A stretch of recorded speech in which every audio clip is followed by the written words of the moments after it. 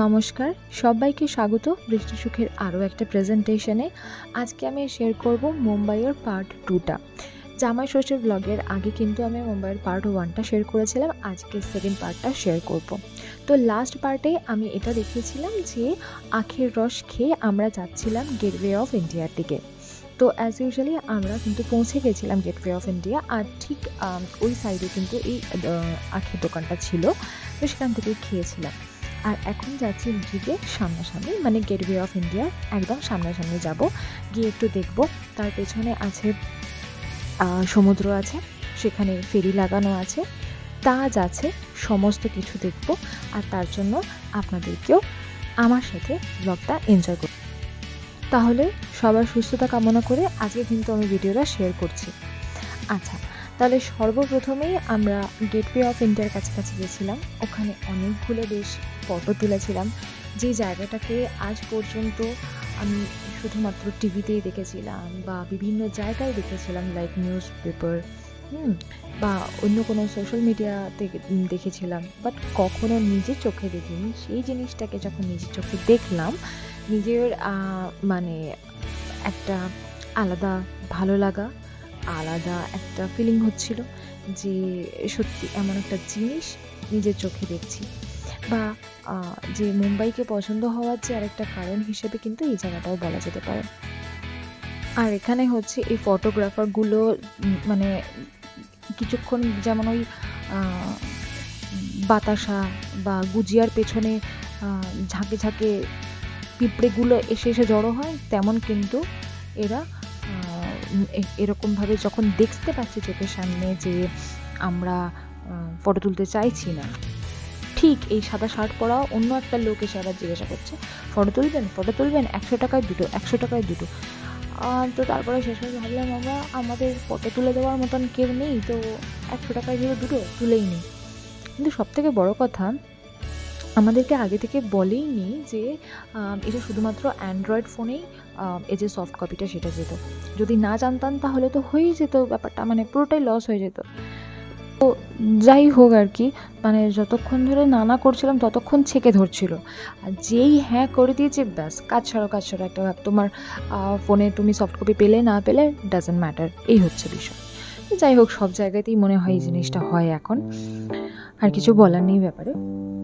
তো তারপরে আমরা গেটওয়ে অফ ইন্ডিয়ার পেছন দিকটা দিয়ে গেলাম, মানে জাস্ট পেছন দিক দিয়ে হাঁটলাম। তো আমরা আরব সাগরের সামনে এসে দাঁড়ালাম, আর এখানে দেখলাম যে ফেরি সার্ভিসও আছে, আর দেখতে বেশ সুন্দর লাগছিল বিষয়টা। অনেকে বসেও ছিল, ফটো তুলছিল। তো আমরা এরকম চারপাশটা দেখছি, তাজকে দেখছি। তাজ যতবারই দেখছি মানে গা শিউরানো একটা ভাব লাগছে যে 26/11 যে টেররিস্ট অ্যাটাকটা হয়েছিল সেটা এই তাজেই হয়েছিল, মারাত্মক সেই অ্যাটাক।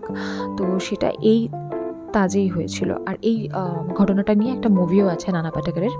তো যাই হোক, যতবারই দেখছিলাম অদ্ভুত হচ্ছিলাম, একটা মানে কি বলবো, একটা অদ্ভুত রকমের একটা খারাপ লাগছিল যে কত মানুষ মারা গেছে, কত ক্ষয়ক্ষতি। সব থেকে ক্ষয়ক্ষতি তো মানুষের লাইফটাই, বাদ বাকি জিনিসগুলো ফিরে পাওয়া যাবে, বাট মানুষের লাইফ একবার গেলে গেল। তো এই সমস্ত ভাবছিলাম, ভালোই লাগছিল, ফটো তুলছিলাম। আর আমরা বেরিয়ে পড়লাম। আমাদের বেরোতে হতো বিকজ আমাদের একটা বিচে যাওয়া ছিল, গিরগাঁও চপাটি। তারপরে আমাদের ইচ্ছে ছিল যে চলে যাব হচ্ছে গিয়ে রিলেটিভের সাথে দেখা করতে। অ্যাজ ইউজুয়ালি দেখতে পেলেন ওখানে একটা বাস ধরার জন্য কত বড় লাইন। সত্যি মুম্বাইতে না আসলে কিন্তু মানে একচেটিয়াভাবে যে জিনিসগুলো দেখে আসছিলাম, চোখটা বদল হতো না। অনেকে বলে হাওয়া বদল, আমি বলবো চোখ বদল, বা হ্যাঁ চোখ বদলই বলা যেতে পারে। তো আমরা এই ক্যাব নিয়ে নিলাম, আর এই ক্যাব নিয়ে এখন তাজের পাশ দিয়েই আমরা যাচ্ছি। আমাদের যেখানে যাওয়ার সেখানে কিন্তু আমরা তাজের পাশ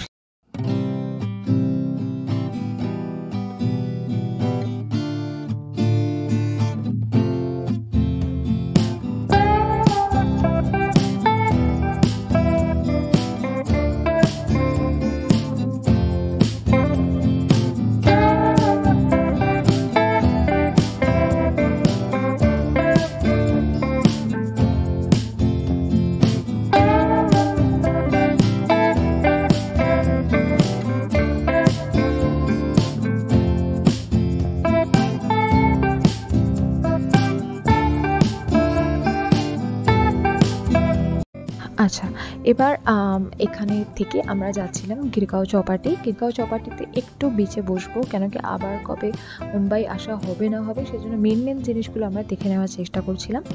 তো গিরগাঁও চৌপাটিতে পৌঁছলাম, তারপরে আমাদের ইচ্ছে ছিল ওখান থেকে চলে যাব মারিন ড্রাইভে। মারিন ড্রাইভেই কিন্তু আমাদের রিলেটিভের সাথে দেখা করার কথা ছিল, তারপরে সেখান থেকে যাব ডিনার করতে।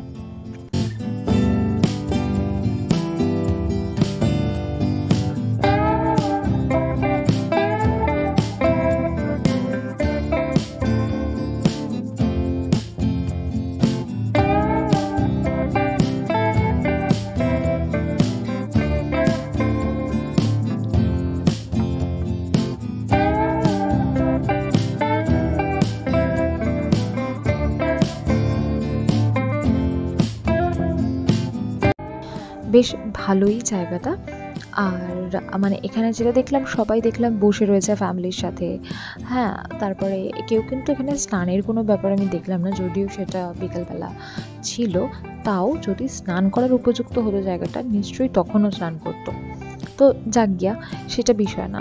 বিষয়টা হচ্ছে যে এখানে একটা দেখলাম যে আমরা যেমন পার্কে ঘুরতে আসি বা কোথা থেকে সামনে থেকে ঘুরে এলাম বা হেঁটে এলাম, এখানে কিন্তু মানুষজন অনেকটা ওরকমই করছে, ব্যাপারটাকে ওরকমভাবে মানে উপভোগ করছে। তো যাই হোক, আমরা তারপরে এইসব কীর্তিকলাপ করলাম। যদিও জলটা খুবই নোংরা ছিল, জলটা কতটা নোংরা এবার বুঝতে পারবেন, কেন কি আমার পায়ে জলটা এসে লাগছে সেটা আমি ক্যাপচার করেছিলাম। আর এই যে পুরো কালো জল, আমার রীতিমতো ঘেন্না করছিল। আর এটা যেহেতু প্রথম আমি অনেক দিন পরে সমুদ্রের জল পায়ে নিচ্ছি, তো আমার যথেষ্ট মানে আনস্যাটিসফাইং একটা ব্যাপার লাগছিল। বাট এই জলের মধ্যেই কয়েকটা মানুষজন পুরো হাঁটু অবধি চুবিয়ে রেখেছিল, আর একটা বাচ্চা তো পুরো স্নান করে গেছিলো খেলতে খেলতে। মানে সত্যি ওই যে দূরে দেখুন একটা বাচ্চা, মানে একটা বাচ্চাকে ধরে রেখেছে ওর বাবাটা, ওই লোকটার তো পুরোপুরি ভিজে গেছিলো। তো জানি না মানুষ কী করে এই নোংরা জলে স্নান করছে, বাচ্চাদের ছাড়ছে, ভগবান জানে। বাট আমি এইগুলো সত্যি দেখেছিলাম।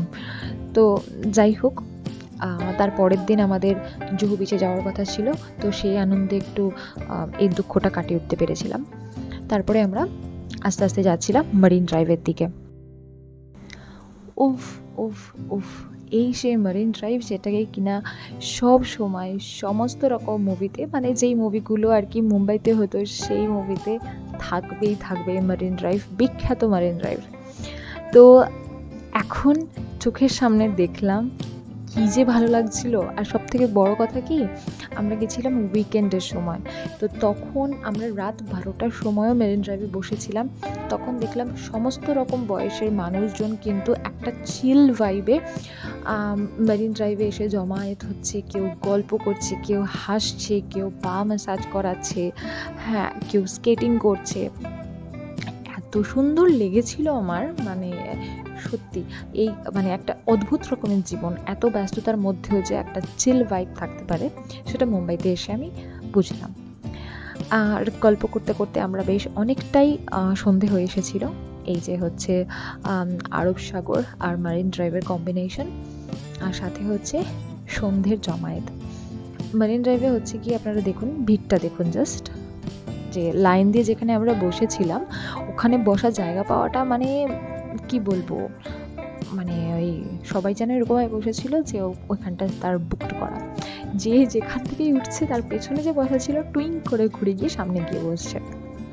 আর এই হচ্ছে কি আমার ডাবল ডেকার বাস, মানে আমার না, মুম্বাইয়ের বুকে ডাবল ডেকার বাস। বেশিরভাগ কিন্তু ডাবল ডেকার বাসই দেখলাম, ওখানে একটা কি দুটো, এই যে দেখুন একটা ছেড়ে আরেকটা, মানে ওখানে আমাদের এখানে যেমন প্রাইভেট বাস, ওখানে তেমন ডাবল ডেকার বাস মনে হয়। তো যাই হোক, হাঁটতে হাঁটতে আমরা পৌঁছে গেছিলাম রেস্টুরেন্টে, বিকজ এত ঘোরামোড়া হয়েছে, এবার একটু পেট পুজো করা হবে। তো সেই মতন সেই রেস্টুরেন্টে গেলাম, কিছুক্ষণ দাঁড়িয়েও ছিলাম। আর রেস্টুরেন্টটা এত সুন্দর করে সাজানো গোছানো, আমি সিম্পলি এই ব্লগটা নিয়েছিলাম।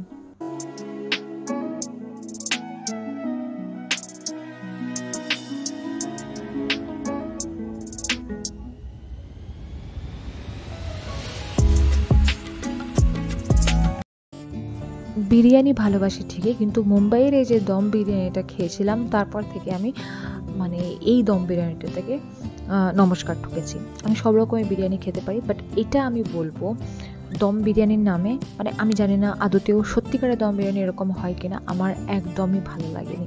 মনে হচ্ছিল আমি চিকেনের খিচুড়ি খাচ্ছি হয়তো। তো যা হোক করে আমি খেয়েছি। বরকে বলেছি একটু হেল্প আউট করে দিতে, সেও হেল্প আউট করে দিয়েছিল। হাফ হাফ করে খেয়ে নিয়েছিলাম, যা হোক করে খেয়েছিলাম আমি। তো যাই হোক, এই ছিল ফার্স্ট ডের ঘোরাঘুরি। এখনও কিন্তু লাস্টের ঘোরাঘুরি বাকি আছে, তার জন্য আপনাদেরকে আমার সাথে ব্লগটা এনজয় করতে নেক্সট ব্লগেও চোখ রাখতে হবে। আজকে আসছি, সবাই একটা ভালো থাকবেন, সুস্থ থাকবেন, আর ভালো লাগলে ভিডিওটা লাইক